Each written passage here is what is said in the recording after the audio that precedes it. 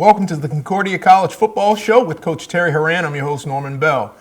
Terry, another hard-fought effort by your team this week against the number 3 team in the country, and the Cobbers never went away. No, we didn't. I'm proud of our young men. I mean, we went toe-to-toe with the number 3 team in the country, and there was a lot of great plays, a lot of great things that happened. We came on the short end of it, though. We still made too many mistakes to win a football game like that. We're a good football team right now, but to be a great football team, you got to beat teams like Whitewater and lacrosse, and we're not there right yet, but we're gonna get there. And our kids, I've been just so impressed with their work ethic, their determination. There's great effort every single day in practice. We're going to continue to get better, and I'm excited for our future. And that starts this week with Augsburg at home. Okay. Just talk a little bit about the defense and their bend but not break mentality, the way they play, the way they scramble and hustle. Yeah, they do. And I'll tell you what, the perfect formula for this 2019 Cobber football team is exactly the way that first half went. Beside their 2-play score right before half, our defense has just been cutthroat. I mean, the way they're flying all over the field and making plays, and we're not the healthiest right now. We don't have a ton of depth, but the guys that are out there are making things happen. And if we could continue to script that first half formula where our offense is staying on the field and keeping that defense on the sideline, and then when they do get on the sideline, they're fresh and they're making things happen, that's a big deal for us, because the second half, we didn't do enough offensively to stay on the field. Consequently, when you've got 6'6", 6'7", 6'5", 350, 370, 350, keep banging you every single play, you end up wearing out. But I'm so proud of our staff, really on both sides of the ball, in all 3 phases, to be honest, in these first 2 games. Yeah, we're 0-2, but there's a lot of positives for this Cobber football team for the future. Okay. Let's go ahead and take a look at that first. All right. Our guys were fired up for this game. I'm telling you, you're playing the number 3 team in the country. These are games you want to play in. Kevin Bullis does a great job with that program, and from my time on the NCAA football committee, I saw these guys play in 4 straight national championships. Zach Wolf got a little knee strain, and we'll see he's day-to-day this week. Here's Blake getting out of some traffic. Unfortunately, our first drive, they get a turnover right out of the gates. That's something that we can't do in big games like this. Our defense just came out and they attacked. We were the aggressor. I mean, you can see us. You can see us flying around. Sam Michael getting excited. What a great inside backer he is. They get the 3 points out of the deal. So they're up 3-0. And you know what? Giving up only 3 points in a situation like that where it just came off a turnover, that's a win for us. Definitely. That's a win for us. And how many times can I say this about Alex Berg and his punting? I mean, he flips the field in a hurry. Here's a great turnover that we get, and Willie Burning is the recipient of that. Just great hustle. Guys are making things happen. Blake hits Logan Hatfield on a little check down play. Our guys are grinding. Little hitch route out to Andy Grabdahl. Andy had another great game for us. Here's a little pitch to Peyton Mortensen, his first collegiate touchdown, I believe. The young man out of Lacaparo Valley High School. He's only a sophomore. We have some young guys playing in some obviously key roles for us, Norm, and they're doing some great things. We're up 7-3, feeling good about ourselves. Our D's are out there flying around, making plays. Oh, Ethan Egerton almost had a pick. That would have been huge, short field for us, but it was a great play by him. And then, Cobber football, we were doing our things, kind of nickel and diming him a little bit, and Blake cutting through on a little GT, found some space. We got our field goal by Mr. Diaz, and we're up 10-3 with 2:38 left in the half. And we always say this, that it's kind of the kiss of death. That team that can score right before half is a huge momentum dagger, and unfortunately we cut this one. and they make a great play. Mason Griefey would love to have that play back. He's a heck of a safety, probably as good as we've had in my 19 years here, and he just undercut it a little bit and got over the top on us. So now it's tied at 10-10. We kind of run out the half. Got a big first down play to Matt By here, which was able to get us to run it out and not do anything, out of the ordinary to give them the ball back. We wanted to go in at halftime tied up. Here's the second half. Yep, here. second half right now, and that was a great kickoff again by Clausen, and that was a great first half. It really was. And again, out of that whole first half, if one play we could have back, it'd be the quick score that they had right at the end. Okay. And when we return, we'll take a look at those second half highlights.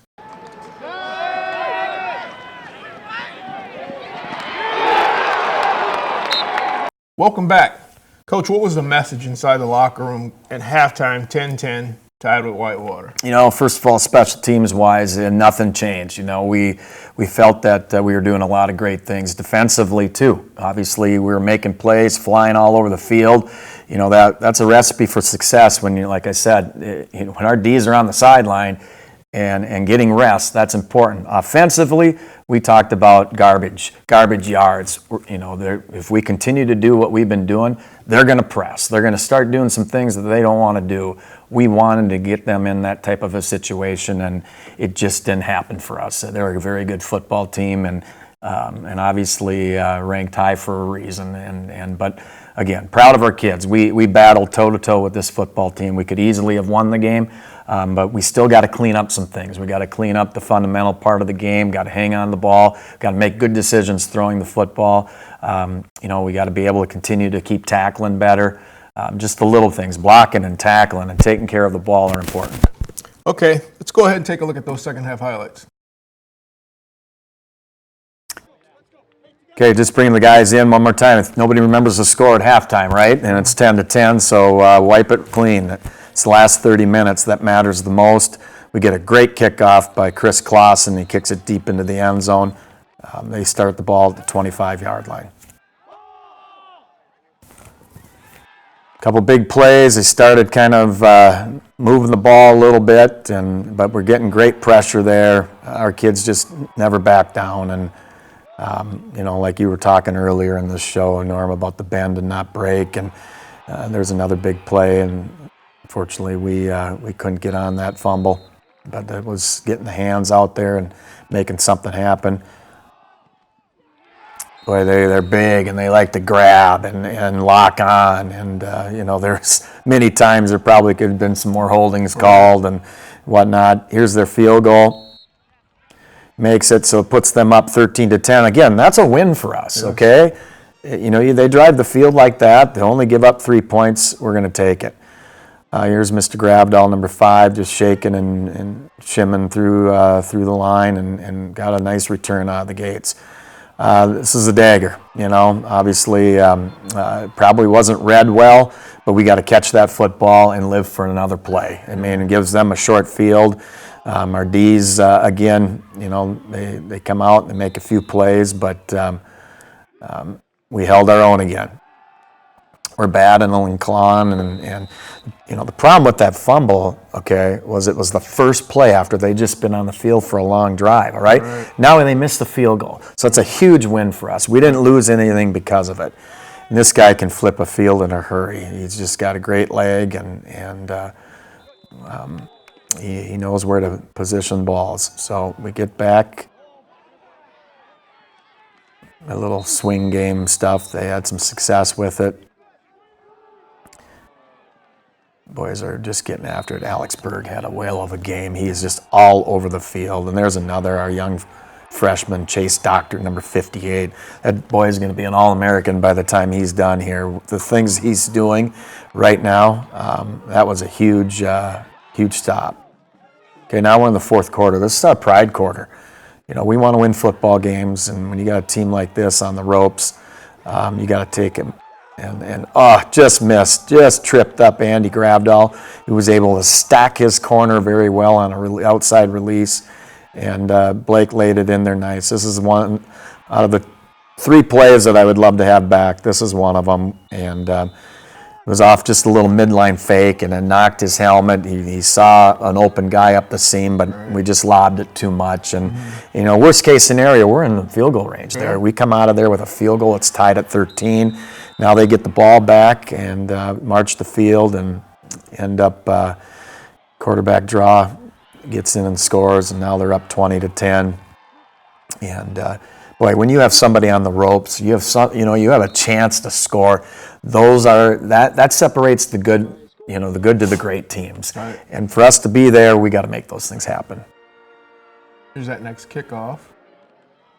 A nice return here. Nice return. We got Tommy Pavic back there, and he's very athletic, former quarterback. Both those guys, former quarterbacks that really can do things for us. Yep, just a little hitch route, and then their little victory formation. It was a hard-fought game. A lot of respect, obviously, coming from the handshake with Kevin Bolus. He was just really thought we played one whale of a football game and gave him everything we had. Yeah, and Coach, what was the message with the guys after that game? Well, first thing I said, I brought them all in, and I just talked about, going toe-to-toe with the number 3 team in the country. That was a great college football game. Now, did everything go our way? No. All right. Was there some adversity? Yes. Did we battle through some adversity? We certainly did, okay? Were there some opportunities for us to make some plays and make some better decisions? Yes. But that's stuff that we can grow on, okay? We got to use these 2 non-conference games to propel us to our league. League starts this week. Everyone's back to 0-0. And it's like that get-out-of-jail-free card, all right? Those first 2 games really mean nothing. But we were in 2 very competitive football games against 2 really good football programs. I don't know if you saw what lacrosse did this week, that they lost to Illinois Wesleyan, number 14 team in the country.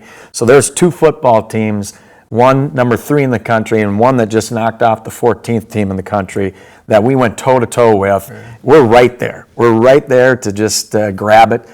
Now the fun begins, and it starts with Augsburg here on Saturday. All right. And when we return, we'll talk to offensive coordinator Aaron Willits. It's run into the ball. Play with an attitude, be annoying to the guy across from you, and run to the ball. We're now joined by offensive coordinator Aaron Willits. Aaron, thanks for joining me, man. Thanks for having me, as always, Norm. You've had quite the year. You and your wife welcomed daughter Hattie in February. Yep. Your son Cullen is getting big, and I'm sure he's starting to become a handful. He is. He's a hungry little boy, just about 2.5 now, and starting to enjoy coming and watching Dad and some football at the Jake. Awesome. So you take over as offensive coordinator full-time here. Yep. And offensive line coach. What's the adjustment been like for you?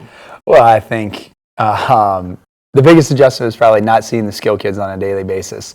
I get a lot of individual time. I'm down with those guys a ton, and even in the spring, the skill guys, they'd be down doing some pass skelly and stuff like that, and I'd have to catch myself kind of looking over the shoulder and seeing what's going on.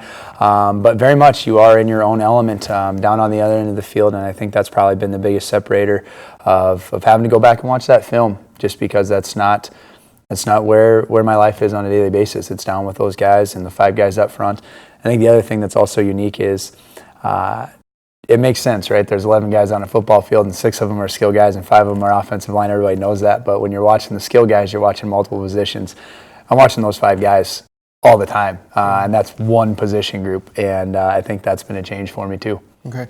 Now, this year you've gone from kind of the younger assistants to kind of the elder person on the offensive staff here. Talk a little bit about your new offensive assistants.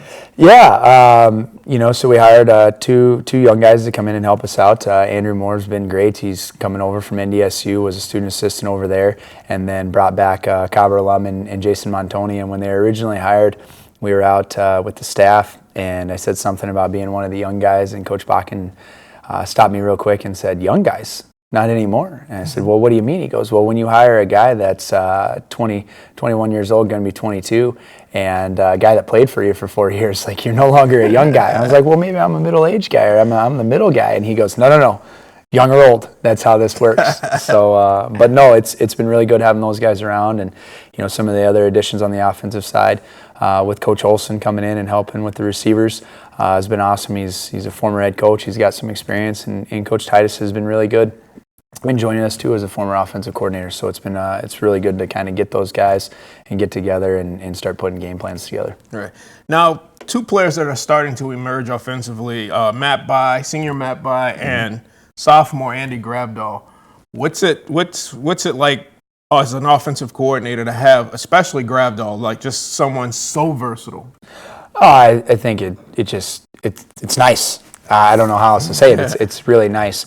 And seeing our pass game sort of grow and develop, it's a numbers game. If our receivers can be productive on the outside and down the field, then they have to play with some safeties back, and they can't play as many guys in the box, and then that opens up lanes for the fullbacks and for our option game, inside the box. And it's a give and take, and everybody has to play their part, do their job, so that way everything goes together. But definitely having those threats on the outside allows us to kind of keep teams maybe a little more honest than we have in the past few years. Okay, and talk about the maturation of Blake as a quarterback. The biggest complaint from the receiver seemed like, the ball is so hard to catch because he has such a rocket arm. It seems like he's putting a little bit more touch on his passes now, and you're starting to see the passing game really start to develop. Yeah, and I think, it's twofold. I think he's developed a little more confidence in some of the guys that are catching the balls, and I think they've met in the middle as far as maybe when he takes some air off of the ball or not throwing in there as hard as it can go. But guys are also, it's in the right spot. A lot of times quarterbacks get a bad rap sometimes for interceptions, those types of things, but sometimes maybe receivers aren't exactly where they're supposed to be, and there's not that chemistry, there's not that route depth, there's not that timing, and it's a full package. There's two people that are making that play work, and we've got into a good rhythm. We have some good chemistry with the guys that we have, and definitely the biggest thing, especially talking with Matt going into his senior year, is receiver is very much get to your depth and turn around. But catching the ball is a skill set. You can run to a point, and Matt, obviously being the athlete that he is tremendous at that, being the two-sport guy and the track guy and an All-American decathlete. But catching a football at practice and in games, that's a skill set. It's unique, and we've gotten better at that too. Okay. So Augsburg comes to town. Mm-hmm. What are some of the things you're going to have to be successful with offensively to come away with the W in this game? It's no different than what we do on a daily basis. One, we need to be able to establish the line of scrimmage. We need to play on their side of the ball, and however that may be, whether that's the fullback, whether that's the edge rush, whether that's the pitch, whether that's the quarterback and using Blake in between the tackles. We have to be able to establish something inside, and then we have to couple that with the ability to throw some quick game. And if they take away quick game, the ability to go up top like we did a couple of times successfully against Whitewater. When you can go in between the tackles, you can go outside on the edge, and then you can go vertical. It really forces the team to have to cover sideline to sideline, and then down the field. And that's where you start to open up lanes. And it's, my job to hopefully find those open areas that they're giving us and make sure I call plays that go to those spots. Okay. Well, congratulations to you and your wife, Marissa, Cullen, and Hattie.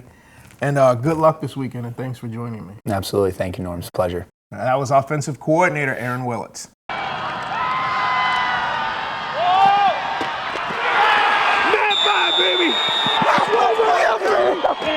I'm now joined by senior wide receiver Matt Bai. Matt, thanks for joining me, man. Thanks for having me, Norm. It's been 4 years in the making. A lot of people don't know that I've known you since you were a little kid when you first started out playing football. You come from a long line of Cobbers. Your dad, your uncle, your three brothers, they all played football here. Mm-hmm. Now you're finishing up your career here at Concordia, but I guess they save the best for last because you're clearly the better athlete out of the family. Do they give you a hard time about that? I mean, I don't know if that's really the case. Eric was a pretty good athlete here, and so was John. But I think I've just said, it's been the product of a lot of good people around me. Oh, I got you. Now you used to be a three-sport athlete in high school, correct? Yep. Right. And now you're a two-sport. Once you were a three-sport athlete here also as a freshman. Yeah, I played basketball my freshman year. Okay, but now you're a two-sport athlete and you're an All-American in one of those sports. What was that like? What was that transition like? First of all, school-wise, and then becoming such a great decathlete. I think just managing your classes really, getting that done first really helps. I think if you're trying to manage your practices and trying to perform well, but also having that stress of maybe not knowing how your grades are going to be, I think that would be an issue. But just getting your classes done first, and then you can come to practice, I think, with an easy mind and work hard. Now, how fulfilling and rewarding, excuse me, was that to being named as an All-American last year in track and field? I think it was really cool. I think it just was a product of our coaches working really hard and carrying a lot, and then just our teammates working hard and pushing me as well. It definitely wasn't just me. I think if I was on my own doing this, I think I would have got lost along the way. But no, it was really cool, and I think everyone was really happy with it. Okay. Now, you came here as a fairly highly touted quarterback, but you transitioned to a receiver role your sophomore year. How was that transition, and you're really coming into your own this season? It was tough right away. I think just from playing quarterback, it's a really cerebral position, and then playing wide receiver, which is a lot of hands-on type stuff, and you're just kind of out there on the edge on your own. So I think that was probably just the hardest thing, going from doing a lot of thinking to a lot less thinking and more playing. Okay. And now you came here, you contributed right away, long snapper. Mm-hmm. Were you a holder? Oh, no, long snapper. You played a little bit of quarterback your freshman season. Tell me what's different about this team from your freshman year to your senior year.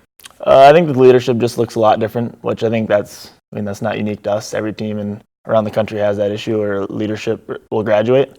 And I think some new guys have stepped up, and I think we're heading in the right direction. Okay.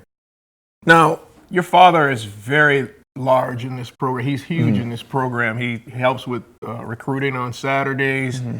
He's definitely probably the biggest face you see around here as far as alumni, other than Terry Horan, of course. What's that like, having your father so close to the program? I think it's really cool. It's really unique. And I think he's gone about it the right way. He didn't force me to come here or anything. He let me make my own choice, and then supported me in whatever I ended up doing. But I ended up here. So I think he was pretty happy about that. But yeah, I think he's just been really good, and so my mom, about just letting me do what's best for me, but then also just supporting me. But I think they're probably pretty happy that I'm here. Yeah. And now, like I said, you had three brothers that played in this program, John and Eric. Yep. Did that have any influence on you? It maybe did a little bit, but they were in the same boat as my parents. They didn't really force me one way or another, but I think they were probably excited to see me here. I got you. Yeah. So you have like lifelong friends on this team, like Jace Johnson, Tristan Nelson, guys like that. I remember you and Jace playing peewee football, essentially, and now you're ending up your careers here at Concordia. What's it like being a Moorhead kid, being able to continue your football career in college here and bring along some of your buddies? I think it's cool. I think to me it maybe just seems normal, but then I have guys like Noble and Rob from New Orleans, and to them it's a new world. So I guess I get taken back sometimes, especially like this last week. Jace had a pass breakup, and it just like weirdly brought me back to when we were young playing catch or something. But it's really cool. Definitely happy with this situation that I'm in and all the support that's around me. Okay, now you have, this is a privilege, I'm telling you this. You have the privilege of being my son's favorite player on the team. And every year he comes to the game, he wants to wear a jersey, and he always picks number 19 before number 9, Matt By. He remembers me coaching you from his, when he was a baby. Yeah. And I had to mention that to him, and he immediately, I want his number. I want to wear his number. So you're blessed with that honor. Yeah, no, that's pretty cool. That's pretty cool. Matt, it's been a pleasure having you on, man. And you have no idea what it means for me to see you have so much success in your college career, football and track-wise. Yeah, thank you. You're welcome. Thanks for joining me, buddy. Thanks, Mom. Right. That was senior wide receiver Matt By.